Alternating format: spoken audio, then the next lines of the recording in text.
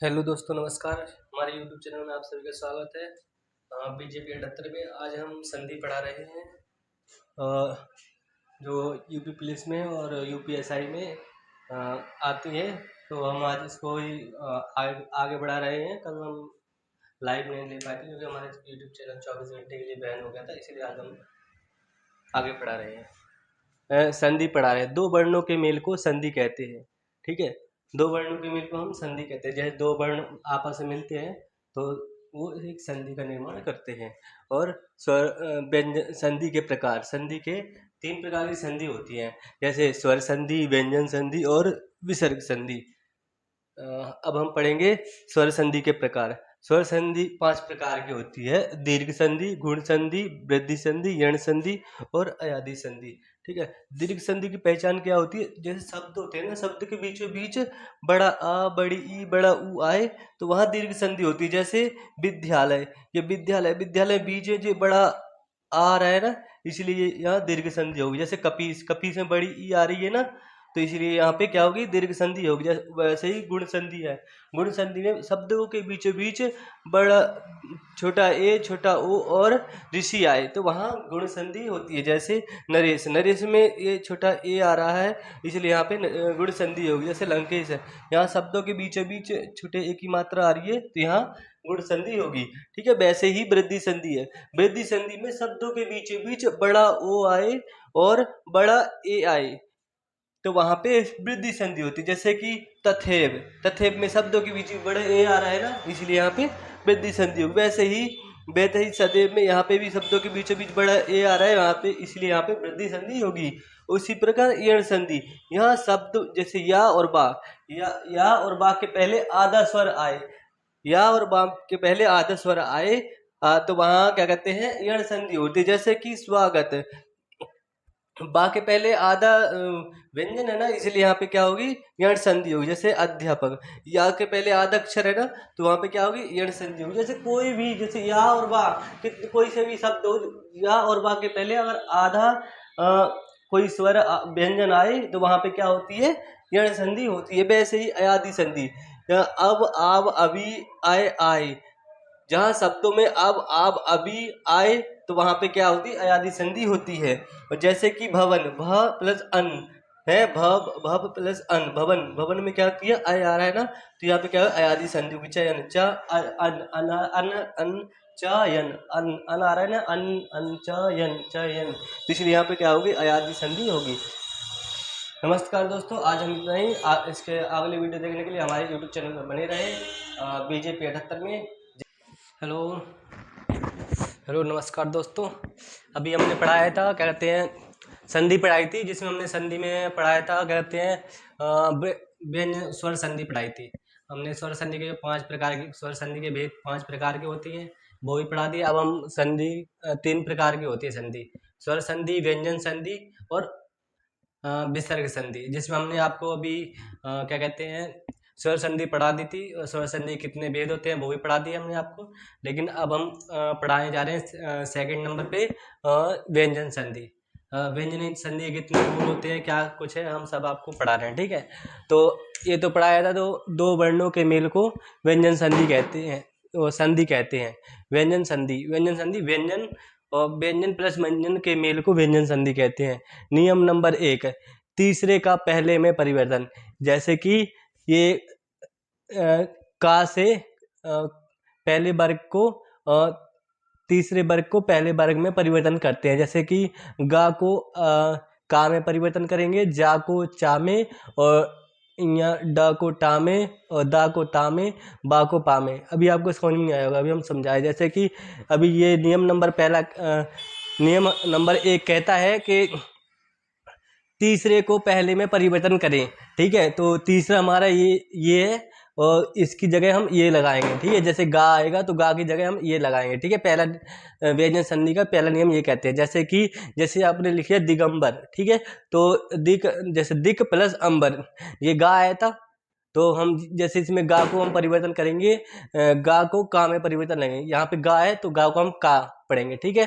तो दिक प्लस अंबर, इसका दिगंबर का संधि विच्छेद होता है दिक प्लस अंबर, ये गा हट जाएगा, गा की जगह का आ जाता है, ठीक है। नियम नंबर इसका नियम नंबर पहला यही कहता है कि तीसरे का पहले परिवर्तन। जैसे कि अब पहला आपको समझ नहीं आया होगा तो इसलिए हम आपको दूसरा पढ़ा रहे हैं। जैसे कि अजंत, अजंत प्लस अच प्लस अंत, ठीक है। तो जा को चा में परिवर्तन करते हैं, जैसे ये जा है ना, इसको हम चा में परिवर्तन कर देते हैं, ठीक है। नियम नंबर 2 हमारा कहता है कि पहले का पांचवें वर्ग में परिवर्तन। जैसे कि पांचवें वर्ग, जैसे हम आपने का खा पढ़ते हैं तो उसमें का डा को डा पांचवें नंबर पे आता है। जैसे का हो गया, उसके बाद फिर का के बाद खा आता है, खा के बाद गा आता है, फिर गा के बाद घा आता है, घा के बाद इया।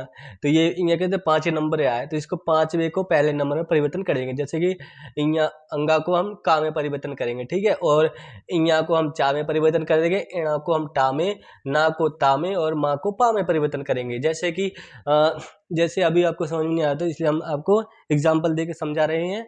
जैसे कि षण्मुख, जैसे सट प्लस मुख, यानी अभी ये ना था तो ना को हम टा में परिवर्तन कर देंगे, तो ये हो जाएगा सट प्लस मुख। सॉरी। नियम जिसके चिन्मय, चिन्मय चित्त प्लस मय, ये ना आया, ना को हम किसी में ता में परिवर्तन करेंगे। जैसे ये ना रहा, ना को हम किसी में ता में परिवर्तन कर देंगे, ठीक है। तो ये हो गया चित्त प्लस मय हो गया, ठीक है। अब नियम नंबर हमारा व्यंजन संधि का नियम नंबर 3, नियम नंबर 3 पढ़ा रहे हैं, ठीक है। ये द्विज द्विज व्यंजन, द्विज व्यंजन नियम नंबर द्विज व्यंजन नियम ये क्या कहता है, ये कहता है जैसे कि अगर हम अगर सेंटेंस लिखते हैं या कोई कुछ लिखते हैं, हम जैसे वाक्य लिखते हैं तो उसमें कोई शब्द लिखते हैं तो उसमें डबल अक्षर आ जाते हैं। जैसे कि उच्चारण, उच्चारण में डबल चा आ गया ना, तो ये डबल चा आ गया, इसको हम ता में परिवर्तन कर देंगे, ठीक है। जैसे कि उत प्लस चारण, इसका संधि विच्छेद होगा उत प्लस चारण, ठीक है। ये हो गया, तो ये डबल चा था, ये चा को किसमें ता में परिवर्तन हो जाता है। नियम नंबर हमारा यही कहता है। जैसे द्विज व्यंजन, ये द्विज व्यंजन का नियम यही होता है। जैसे डबल दो व्यंजन आ रहे हैं ना, इसी को हम ता में परिवर्तन कर देते हैं, ठीक है। ठीक है बच्चों, और आगे हम पढ़ा रहे हैं नियम नंबर 4। नियम नंबर 4 ये भूलना मत, हम व्यंजन संधि पढ़ा रहे हैं आपको, ठीक है। तो नियम नंबर 4 हमारा कहता है ये णा है, ये ना में परिवर्तन हो जाएगा। जैसे कि परिणाम, ये णा आ गया ना, परिणाम, ये णा आ गया तो णा को हम ना में परिवर्तन कर देंगे। ये वाला णा है ना, इसको ना में परिवर्तन कर देते हैं। नियम नंबर 4 हमारे व्यंजन संधि का यही कहता है। जैसे कि परि प्लस मान, ठीक है, तो ये ना है ना, इसको ना में, ये णा है, णा को हम ना में परिवर्तन करेंगे, परि प्लस मान, ये संधि विच्छेद ये क्या हो गया, परि प्लस मान। इसको आप भूलना मत, ये बहुत ही इंपॉर्टेंट है। यूपीएसआई, यूपी कांस्टेबल और जितने भी गवर्नमेंट एग्जाम है जिसमें हिंदी आती है, ये हम आपको एकदम ट्रिक लेके आए हैं जिसके आप एकदम भूलोगे नहीं। अगर आपने ये याद कर लिया तो आपके हर पेपर में, कोई से भी पेपर उठा के देख लेना, सबसे अहम वो होती है संधि। अगर जैसे अशुद्धियाँ होती हैं, वाक्य अशुद्धियाँ होती हैं, या कहते हैं शब्द सही गलत आते हैं उसमें, तो शुद्ध अशुद्ध शब्द आते हैं। अगर आपको संधि का अच्छा ज्ञान है तो आपको मतलब हिंदी की मूल वो जड़ होती है ना हर चीज की, तो हिंदी का मूल जो मतलब अगर आपको ये व्यंजन वो संधि वगैरह आ रही है तो समझ लो आपको हिंदी हर मतलब छोटी छोटी गलती आपको नहीं होगी और आपके एक भी मार्क्स नहीं कटेंगे, ठीक है। तो मैं हिंदी की मेन जड़ होती है संधि, ठीक है। इसके बाद हम ये पढ़ा, जैसे अभी हम पढ़ा रहे थे नियम नंबर 4 पढ़ा रहे थे, परि प्लस मान, ठीक है। तो ये ना है तो ना को हम ना में परिवर्तन कर देंगे, जैसे परि प्लस मान हो गया, ठीक है। और जैसे कृष्णा, कृष्ण, जैसे कृष्ण हो गया, ये कृष्ण में ना आ रहा है ना, ये ना किस में हो जाएगा, ना में परिवर्तन हो जाएगा। यहाँ आ रहा है ये ना को ना में परिवर्तन, जैसे कृष्ण प्लस ना, इसका संधि विच्छेद ये होता है, संधि विच्छेद, ठीक है। उसके बाद हम नियम नंबर 5 पढ़ा रहे हैं, ठीक है। नियम नंबर 5 कहता है शा को शा में, जैसे शा से षटकोण वाला शा होता है ना, शा से षटकोण वाला शा, ये शा से सपेरा वाले शा में परिवर्तन हो जाता है। जैसे कि विषम, विषम में ये वाला शा आया है ना, तो इस वाले शा को हम सपेरे वाले शा में परिवर्तन कर देंगे। जैसे कि वी प्लस शम, ठीक है, इसका संधि विच्छेद क्या हो जाएगा, बी प्लस शम हो जाएगा। जैसे कि अभिषेक, अभी प्लस शेख, इसका संधि विच्छेद हो जाएगा अभी प्लस शेख। ये शेख, ये वाला सा हट जाएगा, इसकी सा गए, ये वाला सा आ जाएगा। अगर आप यही अगर सेम टू सेम अगर आप ऐसे ही लिख दोगे तो आपका संधि विच्छेद गलत हो जाएगा। इसका मतलब अगर आप ऐसे ही इसका मतलब आपको संधि का नॉलेज नहीं है, ठीक है। अगर आपको संधि का नॉलेज नहीं है तो आप समझ लो कि आपको बहुत मुश्किल पड़ जाएगी आपको गवर्नमेंट एग्जाम निकालना जिसमें हिंदी आ रही है। तो इसलिए सबसे मूल मंत्र है हिंदी में आपको कहते हैं संधि बहुत जरूरी है आपको याद करना, ठीक है। उसके बाद हम नियम नंबर 5 बता रहे, नियम नंबर 6, ठीक है। ये अंग को माँ में परिवर्तन कहते हैं। जैसे कि संसार, संसा में बिंदी आ रही है अंग की, उसको वो उसी का नियम बता रहे हैं, ठीक है। जैसे कि सम प्लस सार, इसका संसार का संधि विच्छेद हो जाएगा सम प्लस सार। ये बिंदी है, इस बिंदी को माँ में परिवर्तन हो जाता है। जैसे ये लिखा अंग को माँ में परिवर्तन कर देते, उसी प्रकार देखो सम प्लस सार, संसार ये रहा, इसमें ये बिंदी है तो ये बिंदी माँ में परिवर्तन हो जाएगी, इसलिए सम प्लस सार। संसार का संधि विच्छेद हो जाएगा सम प्लस सार। संयोग का संधि विच्छेद हो जाएगा सम प्लस योग। ये संयोग में ये बिंदी आ रही है संग प्लस योग, तो अंग बिंदी आ रही है तो अंग को माँ में परिवर्तन हो जाएगा संग प्लस योग, सम योग हो जाएगा, ठीक है। और नियम नंबर 7 हमारा कहता है कि छा के साथ अगर चा आता है तो उसका नियम है, ठीक है। जैसे कि परि प्लस छेद, ये परिच्छेद में अदर चा आ रहा था, इसको हम हटा देते हैं संधि विच्छेद करते हैं जब, तो ठीक है। तो इसको संधि विच्छेद करते समय हम लिखते हैं परि प्लस छेद, ये आधे चा को हम हटा देते हैं, ठीक है। ये नियम नंबर 7 यही कहता है। ये हमने शॉर्टकट में लिखे हैं ताकि अब हमको आपका टाइम बर्बाद ना करें, आपको सीधा ही डायरेक्ट कॉन्सेप्ट पढ़ा दें। ये हमारे कॉन्सेप्ट पढ़ा रहे हैं, हम आपको कोई ट्रिक नहीं पढ़ा रहे हैं, ठीक है। ट्रिक तो हमेशा भूल जाते हैं, कॉन्सेप्ट हमेशा एक बार याद हो गए तो आप लाइफ में कभी नहीं भूलोगे, ठीक है। उसके बाद हम पढ़ा रहे हैं जैसे कि अनुच्छेद हो गया, अनु प्लस छेद, आदत चा हट जाएगा ये तो अनु हो जाएगा, अनु प्लस छेद, इसका संधि विच्छेद ये हो जाएगा, ठीक है। उसके बाद हम नियम नंबर हमारा 8 कहता है व्यंजन संधि का, हमारा नियम नंबर 8 है, ये लास्ट नियम है, ठीक है। नियम नंबर 8 कहता है टा को ठा में परिवर्तन, जो हमारा टा होता है उसको था में परिवर्तन कर देंगे, ठा से ठठेरा को हम ठा में परिवर्तन कर देंगे। जैसे कि ये हो गया, देखो युधिष्ठिर में ये आधा सा भी आ रहा है, ठा भी आ रहा है, तो युधिष्ठिर का संधि विच्छेद हो जाएगा युधि प्लस स्थिर, ये आधा सा था, ये हमने पढ़ा था सा को, ये वाला सा को इसमें परिवर्तन कर देंगे, इसलिए ये सा था युधि और ये ठा था, ठा को हम था में परिवर्तन। नियम नंबर हमारा 8 कहता है ठा को था में परिवर्तन, तो युधि प्लस स्थिर हो जाएगा, युधि प्लस स्थिर, ठीक है। उसके बाद अगला एग्जाम्पल है प्रतिष्ठित का मतलब प्रति प्लस स्थिर हो जाएगा, ठीक है। ये हमने आपको पढ़ा दिया है पूरा, कहते हैं अभी हमने आपको पूरी पढ़ाई थी, कहते हैं स्वर संधि कितने प्रकार होते हैं वो हमने आपको सारे पढ़ा दिए। अब उसके बाद हमने आपको संधि के दूसरा प्रकार की पढ़ाई थी हमने व्यंजन संधि, ठीक है। अभी हमने व्यंजन संधि के आपको हमने पूरे पढ़ा दिए। व्यंजन संधि के बाद अब हम आपको पढ़ाएंगे कहते हैं विसर्ग संधि पढ़ाने के बाद आपकी संधि पूरी खत्म हो जाएगी, ठीक है। नमस्कार, अभी हम आपको संधि पढ़ा रहे हैं, ठीक है।